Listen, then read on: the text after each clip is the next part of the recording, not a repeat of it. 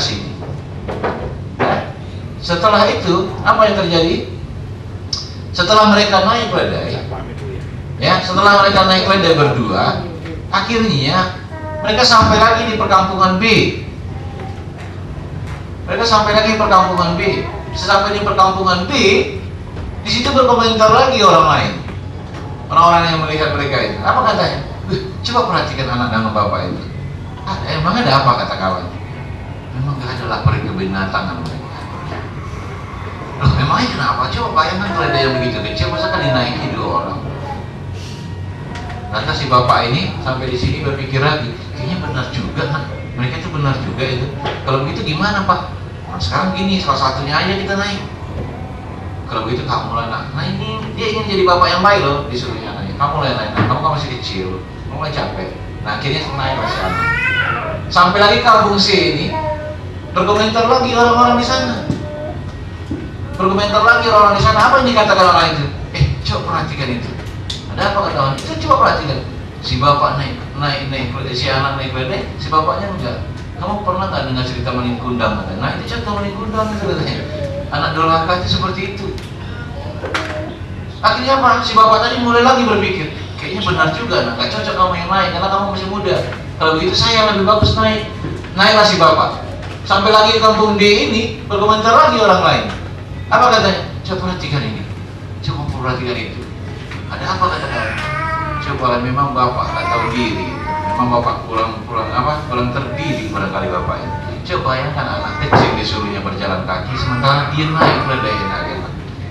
Bapak kok gimana ini?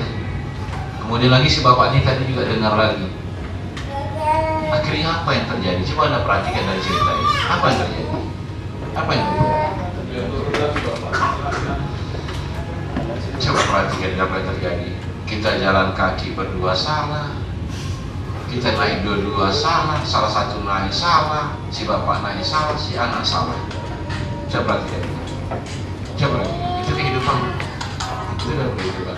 Saya ingin bertanya kepada Anda di ruang ini. Apakah Anda benar-benar ingin sukses dalam kehidupan ini? Ya. Jujur ini, saya bertanya kepada Anda dari hati yang terdalam. Dari lubuk terdalam. Apakah Anda benar-benar ingin sukses dalam kehidupan ini? Iya. Ini rumus pertama yang harus Anda tahu. Yang selama ini tidak pernah mungkin Anda dengar. Kalau Anda benar-benar ingin sukses, ini dia rumus pertama yang harus Anda tahu. Apa itu? Kalau Anda ingin sukses, jangan dengarkan pendapat kebanyakan orang. Karena kebanyakan orang itu adalah orang gagal. Ini dia komposisi. Makanya saya buat 87% manusia itu berwatak gagal. Hanya 13% dari manusia itu yang berwatak sukses. Oleh karena itu kalau Anda bertanya, berdiskusi, ini segala macam di luar sana, Anda tidak akan mendapatkan kebenaran tentang jawaban dari pertanyaan Anda. Karena manusia itu sifatnya subjektif. Sifat manusia itu subjektif. Dia tidak objektif.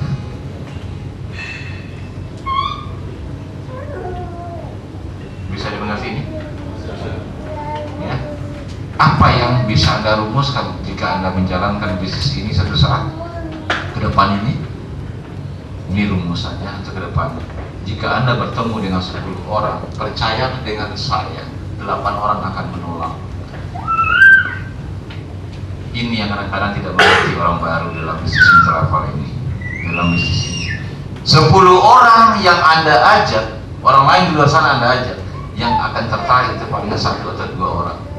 Yang saya takutkan paradigma Anda jadi salah, interpretasi Anda jadi salah. Anda aja 10, maunya 8 yang tertarik, 2 yang menolak, kan begitu kan? Kan itu yang maunya kita, betul nggak kira-kira? Betul nggak? Itu salah, itu yang perlu saya tegaskan lagi ke sini bagi Anda yang baru. Itu salah. Kalau Anda aja 10, 1 yang tertarik, ada 2 yang tertarik, itu benar. Itu yang benarnya. Itu yang benarnya. Tapi kalau Anda ajak 10, kemudian 8 yang tertarik, 2 yang menolak, itu tidak benar. Itu mempengaruhi psikologi. Ingat, di sini 95% itu adalah masalah psikologi. Kalau psikologi itu, apa yang terjadi? Kalau sesuai dengan apa yang kita inginkan, berarti kita semangat kan? Betul kan? Kalau tidak sesuai setelah sesuatu di luar sana dengan apa yang kita inginkan, kita nggak semangat, betul nggak? Nah, Makanya saya beritahu kepada Anda apa yang benar, apa yang salah dulu. Yang salah itu adalah jika Anda ajak 10, ternyata 8 yang tertarik, 2 yang menolak, itu tidak benar. Yang benarnya adalah Anda ajak 10, 1 atau 2 orang yang tertarik, itu baru benar. Mengertikah Anda yang apa yang saya maksud ini? Itu dia. Itu dia. Kalau Anda ingin sukses dalam bisnis ini, dalam kehidupan apa saja, jangan dengarkan pendapat setiap orang, atau jangan mengambil satu kesimpulan menurut pendapat orang banyak. Oke? Jangan mengambil pendapat menurut pendapat orang banyak, karena orang banyak itu adalah orang bertipi gagal. Bertipi gagal itu. Contoh, di waktu kita ajak dia kerja, aduh kan sulit, kan begini, kan tipe gagal itu. Di mana ada perjanjian yang mengatakan bahwa satu sukses itu kita hanya enak-enak? Ada nggak? Ada nggak Anda belajar seperti itu? Ada nggak pelajaran seperti itu? Kita mau sukses tapi kerjanya enak, nongkrong-nongkrong aja gitu. Kemudian kita sukses, uangnya datang. Ada nggak? Oh, nggak ada seperti itu. Ini dunia ini nggak seperti cerita Aladin. Pernah nggak dengar cerita Aladin yang pakai lampu ini? Ya, uang kosong jadi uang, jadi uang, digosok lagi jadi ini. Mana bisa? Mana bisa? Jadi anggota member kit Anda itu Anda bawa tidur, Anda bawa mimpi, oh jadi SPD, kemudian jadi SPD. Oh, bukan begitu. Bukan begitu. Harus ada yang kita lakukan dengan kesungguhan. Bukankah keberhasilan itu hanya didapatkan bagi orang yang bersungguh-sungguh? Betul nggak? Betul nggak? Ya. Ya.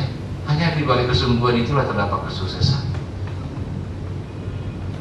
Nah, oleh karena itu makanya saya tanya Anda dari tadi adalah, apakah Anda di luar sana sebelum masuk ke NAKO itu memang orang yang sungguh-sungguh atau enggak?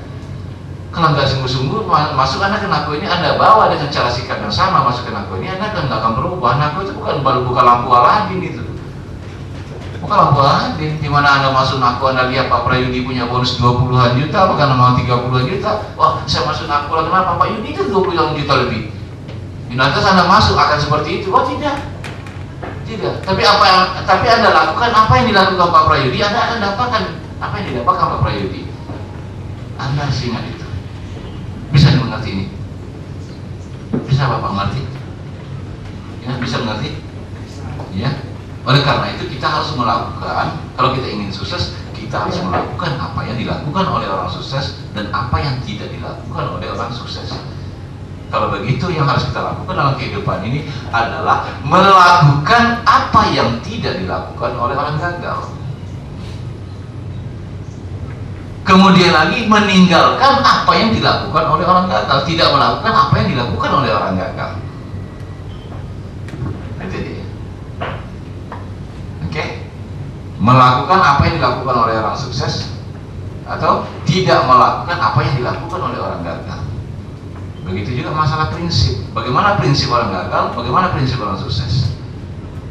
Itu yang saya takutkan adalah di mana karena kita hidup di dalam dunia sosial, yang saya takutkan, tahukah Anda bahwa sendiri Anda sekarang ini terbentuk.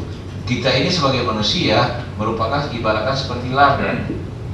Di mana ladang ini ditanam, kalau ditanam kelapa apa yang tumbuh dulu Anda? Kelapa. Kalau ditanam pisang apa yang tumbuh? Ditanam padi? Padi. Kalau ada tomat? Tomat. Tanam cabai? Cabai. Tahukah Anda bahwasannya diri kita ini adalah ibaratkan seperti ladang? Pertanyaannya, apa yang ditanam oleh orang tua di pikiran kita dulu? Apa yang ditanam di lingkungan kita di pikiran kita dulu? Apa yang ditanam abang kita, saudara-saudara kita di pikiran kita dulu? Itulah yang membuat kita gagal sampai detik ini, biar Anda tahu. Tapi kita tidak pernah koreksi itu. Kita berjalan terus dengan kotoran-kotoran yang ada di pikiran kita. Di waktu orang lain mengajarkan kita, kita merasa sok paten.